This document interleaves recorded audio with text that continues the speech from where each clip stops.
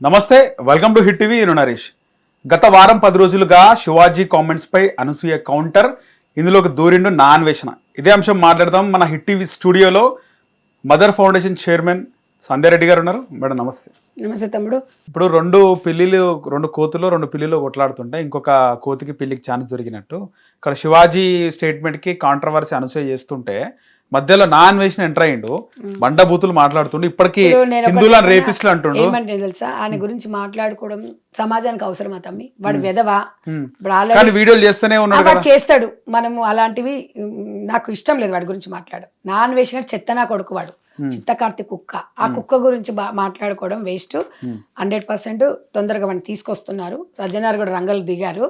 100% వచ్చిన తర్వాత వాడిని ఏ పాట్ కా పాట్ కట్ చేస్తే గానీ వాడు దానికి సమాధానం చెప్పాలి. అది కూడా చూద్దాం.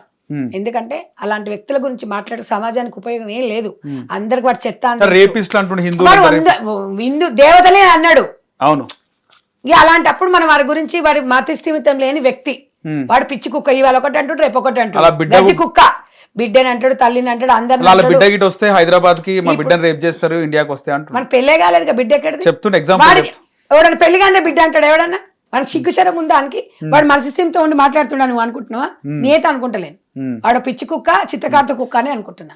అయితే సీతమ్మ వారి గురించి, ద్రౌపది గురించి మాట్లాడిన మాటల్లో తప్పు లేదని వాడు పదే వీడియోలు చేస్తుండు. వాడు ఒక్కడంటే సరిపోదు. 99 మంది రాంగ్ అన్నారు, నరుకుతాం వాడిని అన్నారు. కాబట్టి వాడికి ఒక్కని గురించి మనం ఎందుకు మాట్లాడాలి? తీసుకొస్తారంటారా? ఇండియాకి తీసుకొస్తారా? లేట్ అయినా తీసుకొస్తారు, డెఫినెట్ గా తీసుకొస్తారు. ఇప్పటికే ఛానల్ ని అన్ఫాలో చేస్తున్నారు, తీసుకొస్తారు. ఎలాంటిది లేదు. వచ్చిన తర్వాత వాడి గురించి మాట్లాడదాం. ఎందుకంటే ఒక్కటే తమ్ముడు, సమాజము మనము ఎంత యుగాలు మారినా మన కట్టుబాట్లను మనం గౌరవించాలి. స్వేచ్ఛగా ఉండండి, హ్యాపీగా బతకండి. మగవాళ్ళతో సమానంగా మహిళ దూసుకుపోవాలి. ఆర్థిక రంగాలలో మహిళా రంగం అనేది పెద్ద పాత్ర. నేను కాదన్నాను, స్వేచ్ఛను ఎవరు కాదని, అతి స్వేచ్ఛ. నన్ను ఇంట్లో ఒక బాధ్యతగా నన్ను ఇంట్లో నుంచి బయటికి పంపించారు. నేను గౌరవప్రదంగా ఇంటికి వెళ్ళాలి. ఆ గౌరవప్రదంగానే నన్ను చూస్తారు. కాబట్టి ఇవాళ నేను ఇప్పుడు ఎవరో చెప్పిన మాటలు సెలబ్రిటీ కావాలి, నాకు ఆఫర్స్ రావాలని నేను మాట్లాడట్లేదు. ఇప్పుడు కూడా చెప్తున్నాను. మీరు ఎప్పటి నుంచో మాట్లాడుతున్నారు, ఎప్పటి నుంచో ప్రజెంట్ టాపిక్స్ పైన మాట్లాడుతున్నారు. సో నేను మాట్లాడుతూ ఉంటాను, నాకు అనిపించింది నా భావన నేను చెప్తా ఉంటాను. ఇంకొకటి, నాకు పెద్ద నాకు ఇన్స్టాగ్రాములు, ఫేస్బుక్లు ఏమీ ఉండవు. కానీ ఇప్పుడు చాలా వైరల్ అవుతున్నారు. ఇప్పుడు వైరల్ అవుతున్నా అంటే వాళ్ళకి నచ్చిన భావం. నేను ఎప్పటి నుంచో చెప్తాను. అయితే మీరు మాట్లాడినాక నాకు తెలిసి అక్కడ అది ఇష్యూ అయిన తర్వాత, అనసూయ మాట్లాడిన తర్వాత చాలా మంది స్టేటస్లు, చాలా మంది బయట ఇన్స్టాగ్రామ్ లో, సోషల్ మీడియాలో మాట్లాడినారు. కొంతమంది అంటే శివాజీని సపోర్ట్ చేస్తుంటే మీలాంటి వాళ్ళు కొంతమంది, మిగతా వాళ్ళు ఎవరైతే ఫీల్డ్ ఉన్నారో యాంకర్స్, సెలబ్రిటీస్, వీళ్ళందరూ మా బాడీ మా ఇష్టం, మేము ఎలా అయినా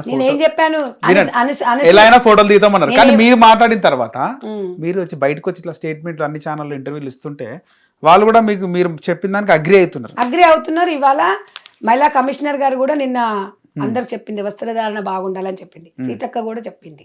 ఆమె ఏమన్నది, నిండుగా నీట్గా అన్నది. అట్లా వేసుకోండి, ఎట్లా పడితే అట్లా డ్రెస్సులు వేసుకుంటే చెల్లదు, సమాజంలో తిరుగుతున్నప్పుడు అన్నారు. ఇంతకన్నా ఎక్కువ ఏం కావాలి చెప్పండి? ఒక మహిళా కమిషనర్ గారు స్పందించారు, సీతక్క గారు స్పందించారు, ఇవాళ అందరం కూడా స్పందించాము. నేను అన్నది అదే, చర్చ స్టార్ట్ అయితే ఒంట్లో భయం అనేది పిల్లలకి కొంచెం ఉంటది. ఖచ్చితంగా వస్త్రధారణ వల్ల రేపులు అవుతున్నాయి అంటారా? 100%. ఎందుకు అంటే 100%, 80% అయితే అవుతాయి. ఎందుకు? వాడి అనసూయ లాంటి వాళ్ళు బాడీ చూపించే వాళ్ళందరూ సైకాలజీగా వాడు మైండ్లో ఫిక్స్ అవుతాడు. డ్రింక్ చేసినప్పుడు, ఒక గంజాయి నైట్ టైంలో, ఏదో టైంలో వాడు సైకాలజీగా బాగా ఫిక్స్ అయిపోయి మగవాడు హార్మోన్ ఇన్బ్యాలెన్స్ ఆపుకోలేక వాడు ఆ రోజు ఆ క్షణం అది అయిపోవాలి అనుకున్నప్పుడు వాడు ఒక ఆడపిల్లన, బిడ్డన, తల్ల, చెల్లెన, ఇంకా పక్కన ఎవరున్నారా, చిన్నపిల్లనా పెద్ద పిల్లనా అనేది అనార్థం జరిగేది అప్పుడు అక్కడ అనసూయనే ఉంటుంది. అనసూయ లాంటి వ్యక్తులు ఉంటారు అక్కడ. ఎవరిని ఏం చేస్తున్నా మనకు తెలియదు. ఆ మత్తులో మత్తు దిగిన తర్వాత పశ్చాత్తాపడతాడు మగాడు. ఆపుకునే శక్తి మగాడికి ఇవ్వలేదు భగవంతుడు. ఆడదానికి అణుచుకునే శక్తి ఒక గాడ్ గిఫ్ట్.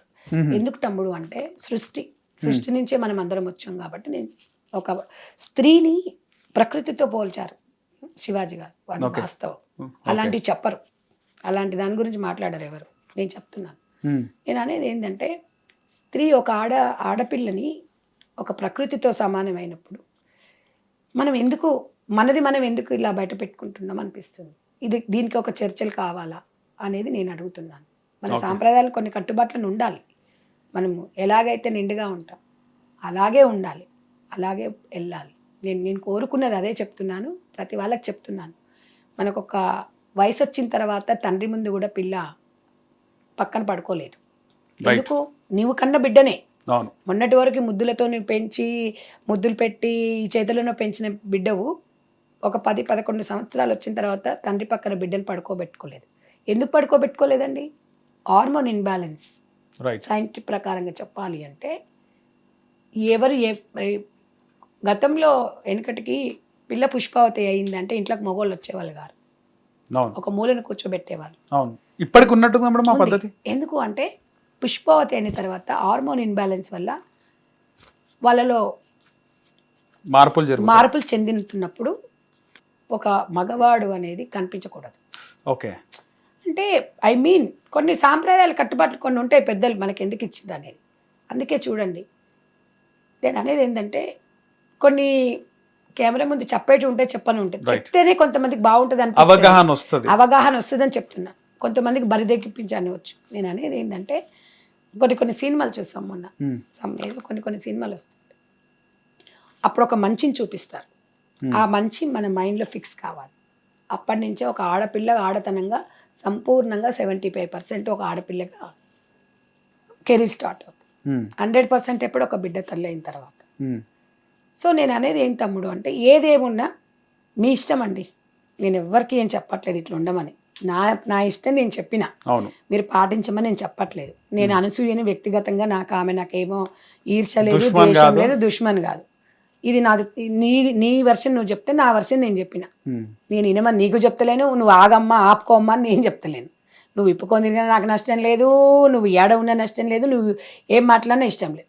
సమాజానికి ఇబ్బంది కలిగే డ్రెస్సింగ్ ఉండకూడదని నేను అనసూయ లాంటి వాళ్ళ మహిళలకు చెప్తున్నాను. ఇదే తమ్ముడు, మీరు ప్రజలకందరికీ చెప్పండి, మీరు ఏది చెయ్యండి.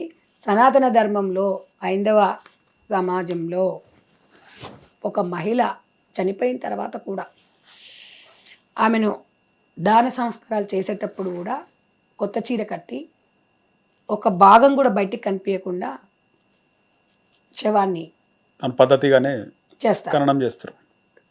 అప్పుడు ఆ సాంప్రదాయం డెడ్ బాడీయే కదా, ఎందుకు కనిపించద్దు?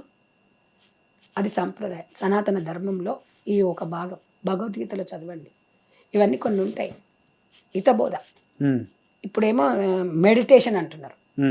భగవద్గీత చదివితే కూడా మెడిటేషనే తెలుసా? అది చదవాలంటే గట్స్ ఉండాలి. మనం ఈ లోకంలోకి వెళ్ళి రాము. భగవద్గీతలో ఒక పేజీ చదివితే జీవితం అంటే ఏదో తెలుస్తుంది అంతేనా? శ్మశానాల దగ్గర పోయి 1 గంట సేపు నీకు కూర్చో, జీవితం ఏందనేది నీకు తెలిసిపోతుంది. ఒక రోజు మొత్తం నువ్వు మనిషి కాలేవు. ఈ డబ్బు ఇది ఇవన్నీ దేహం ఒక్కరోజు ఇంట్లో ఉంచుకోలేడు బాడీని, చనిపోతే అంతే మేడం. ఈ బాడీ కోసం ఎందుకు ఇంత తాపత్రయం? 5 నిమిషాల సుఖం కోసం ఇవన్నీ యారాటాలు ఇవి ఎందుకు? ఈ డబ్బు కోసం వేషాధరణ వేసుకునే వాళ్ళు అంటే పొట్టకూటి కోసం. గతంలో చరిత్రలలో భోగమాలు ఉండేటోళ్ళు, వాళ్ళు ఒక పొట్టకూటి కోసం. అంటే భోగమాట అంటారు అదేనా మేడం? భోగము వల్ల అంటే చాలా గొప్ప వాళ్ళు. ఓకే. ఎందుకు అంటే భోగమోళ్ళు కొంతమంది ఎట్లా అంటే పెళ్లిగాని పిల్లలు మగ పిల్లలు ఉంటే కొంచెం తేడాగా అనిపిస్తే మన బాబు కరెక్టేనా అని కొన్ని వాళ్ళ కొన్ని సిమ్టమ్స్ ఉంటాయి. వాళ్ళని మనం ఒక దేవుడితో పోలుస్తాం. ఇది బలుపు కొవ్వు అంటారు దీన్ని. ఎందుకంటే కోట్లు సంపాదించి బలుపు కొవ్వే. నా అందాన్ని ఎరవేసి డబ్బులు సంపాదించడం వేరు, పొట్టకూటి కోసం డబ్బు సంపాదించుకోవడం వేరు. ఈ రెండింటికి తేడా ఇదే. ఈ అందాన్ని చూపించేసి నేను ఇంతవరకు చూపిస్తే 5 లక్షలు వస్తాయి, ఇంతవరకు చూపిస్తే 10 లక్షలు వస్తాయి, ఒక షో చూస్తే 10 లక్షలకు వస్తాయి అంటే నేను ఒప్పుకోను. అది సినిమా వరకే చూడు, సినిమా వరకే పరిమితం అంతే. ఆ బయట నేను 10 లక్షలు సంపాదిస్తున్నా కదా, నేను సమాజంలోకి వచ్చి నేను చెత్త అంతా తీసుకొచ్చి పెడతాను, నేను ఇంట్లో పెడతాను, మీరందరూ చూడండి, నన్ను ఏమనొద్దు అంటే తోలొలుస్తారు. వాళ్ళు దగ్గర పెట్టుకొని ముందుకెళ్ళమని చెప్పి ఒక అక్కగా సూచిస్తున్నాను. ధన్యవాదాలండి. హిట్ టీవీ యాప్, ఇందులో short news, live news, entertainment shows, movies, digital magazines తో పాటు మీ జిల్లా వార్తలను కూడా ఫ్రీగా చూడొచ్చు.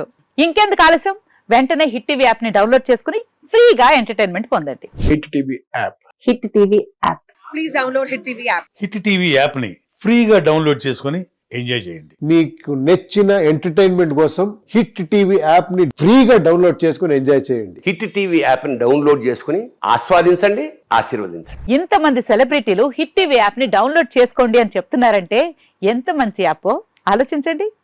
అమెరికా అమెరికా అమెరికా అమెరికాలో చదవాలనుకునే వాళ్ళకి విశ్వసనీయమైన పేరు మన శౌర్య consultancy. UK Law 1 Year Masters. UK Law 1 Year Masters. 2 years work permit up to 5 years visa. Contact Saurya Consultancy. Contact 89851 89851.